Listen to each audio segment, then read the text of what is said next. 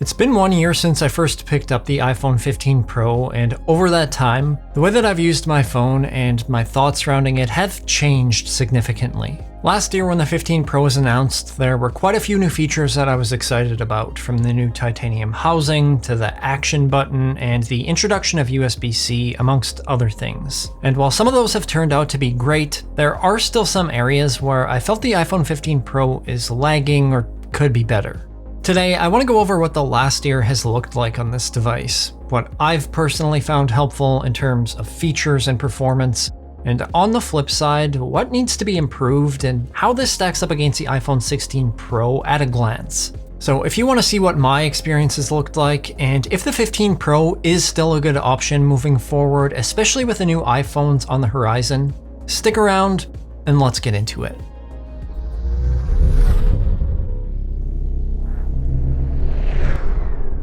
Hey everyone, Kyle Erickson here. Over the course of the year, I've had plenty of time to get familiar with the iPhone 15 Pro. It's seen a ton of everyday use as my primary phone, but I've also taken it on trips with me, tested it against a bunch of other devices, and I think the initial excitement faded fairly quickly, but not in a bad way. As the novelty is kind of worn off, I've come to appreciate many things about this phone, more than I thought I would anyway. The first of which is the design with the titanium housing. The 15 Pro is the first year the iPhone has released with a thin titanium shell, and it looks as good as the day that I bought it. I've used the 15 Pro, I want to say about 75% of the time with a case on, and about 25% without. And even with a couple of caseless drops and general use, there are virtually no marks or scratches. I've really come to like the natural titanium color with a brushed metal finish a lot more than the glossy stainless steel on the previous generation. And having more of a matte finish means it does show dirt and dust a lot less, but in my opinion, the biggest difference the titanium makes is in weight, where the 15 Pro is about 19 grams lighter than the 14 Pro.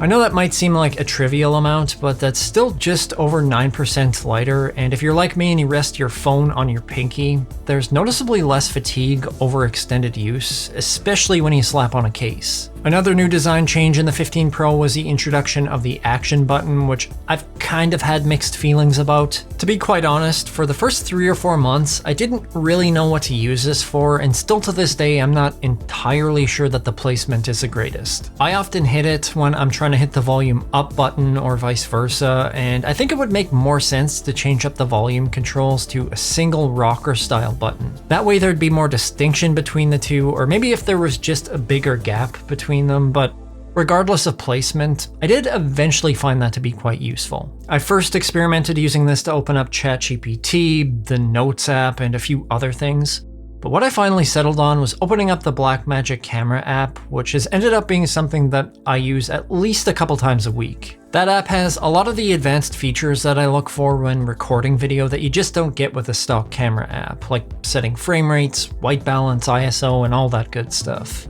And it also has the ability to record in ProRes Apolog, which was new to the iPhone 15 Pro as well. Previously, I rarely used to record video with my iPhone, but recording in Apolog gives off a much more natural look that isn't over-sharpened or processed like the regular video mode. And it allows me to put my own grade and look on it, so it matches the footage from my mirrorless camera. That's led to me using the 15 Pro for video a lot more, even for these videos, although recording in log takes up an absurd amount of storage space, which can be alleviated by recording to an external drive through the new USB-C port, which we're gonna touch on in a couple of minutes. But the great thing about the Blackmagic camera app is I can adjust the ProRes codec to one that results in much smaller file sizes, which makes things a lot more manageable for recording to on-device storage. Outside of that specific instance, the camera system stayed pretty much the same as the previous gen, but I don't necessarily think that's a bad thing. I found my iPhone is all I really need to take photos when I'm out and about or on vacation, and I'd much rather just use that over a bulky mirrorless camera, and I have been really impressed with the photos. I find portrait photos look a lot better than most phones with things like edge detection, which is likely due to the LiDAR scanner on the Pro iPhones. But I really have no complaints with any of the lenses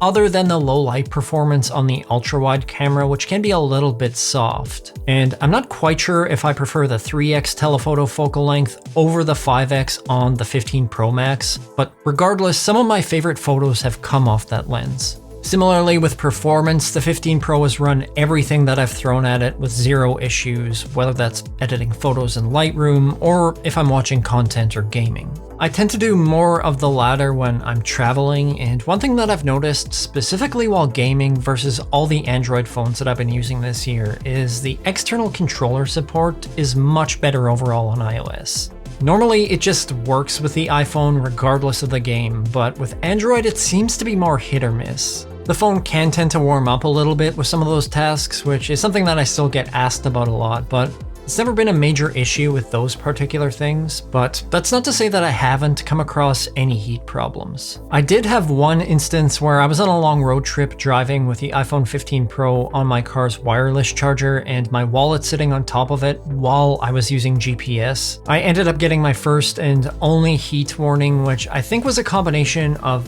all these things happening on device plus the wallet smothering it a bit. And it does seem to get relatively warm when it does charge, but nothing that I've ever been overly concerned with. Normally I charge wirelessly, which will generate a little more heat than wired, but I still have outstanding battery health at 96%, and it really doesn't feel any different than the day that I bought it battery-wise. But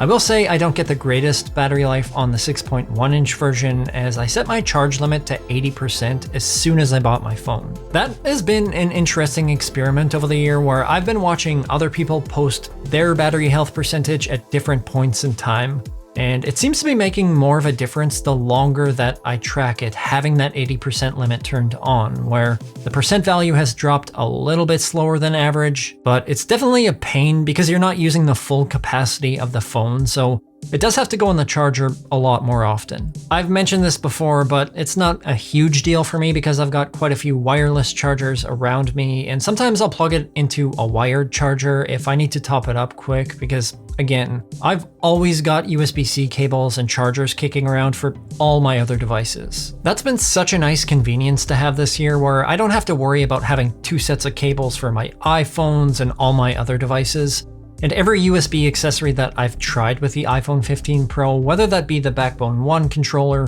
USB hubs, SSDs, and so on, have all worked without a hitch. That's been great for when I occasionally record videos to SSDs if I know I'm going to be recording a lot of it. And file transfers are pretty quick as well, as you do have 10 gigabit per second data transfer speeds. So even if you record a huge file on your device and transfer it afterwards, it will move pretty quick, which wasn't the case on previous models. Outside of that, I'm not really sure that there's much worth mentioning that I haven't brought up in previous reviews.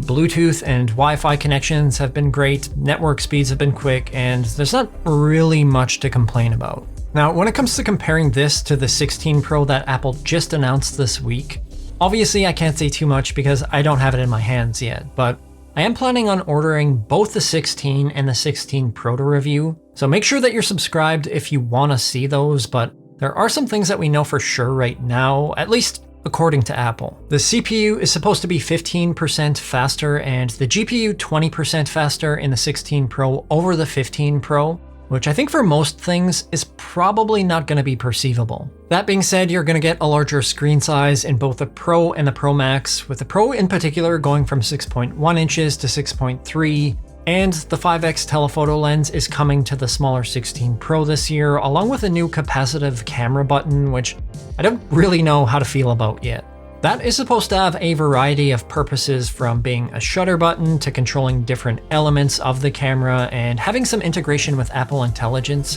which does kind of look cool, but it's kind of a wait and see for me, as I'm not entirely sure having more physical buttons is really what we need. And it just seems like a lot of these features could be implemented with software, but my opinion could definitely shift once I've got it in my hands. There are also some other minor updates in the 16 Pro that only a few people will likely use, like recording 4K video at 120 frames per second, and a faster photo shutter if you're taking raw 48 megapixel photos, and some new studio mics, which are supposed to sound better, but again, we really won't know how much better those are until people start actually testing them out. On top of that, there are some things that Apple didn't really touch on at the event. The Pro iPhones will have Wi-Fi 7, where the 15 Pro has Wi-Fi 6E, and the 16 Pro is a little bit heavier with that bump in screen size. Charging-wise, MagSafe is getting a bump to 30 watts on the 16 Pro, which is double that of the 15 Pro.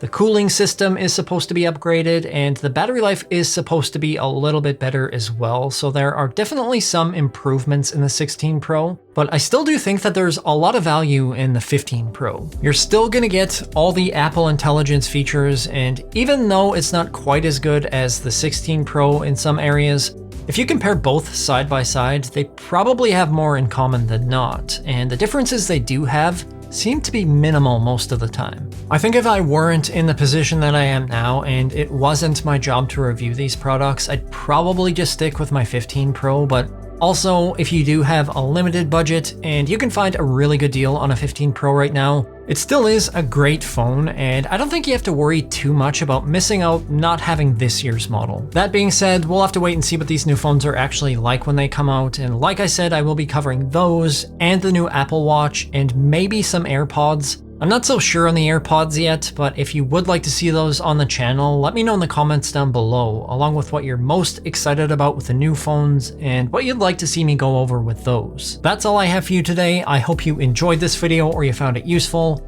If you did, feel free to hit that like button. If you want to see more tech-related content or help me design a smartwatch that displays random fortunes every hour instead of the time, please subscribe. Thank you so much for watching, and I will see you in the next upload.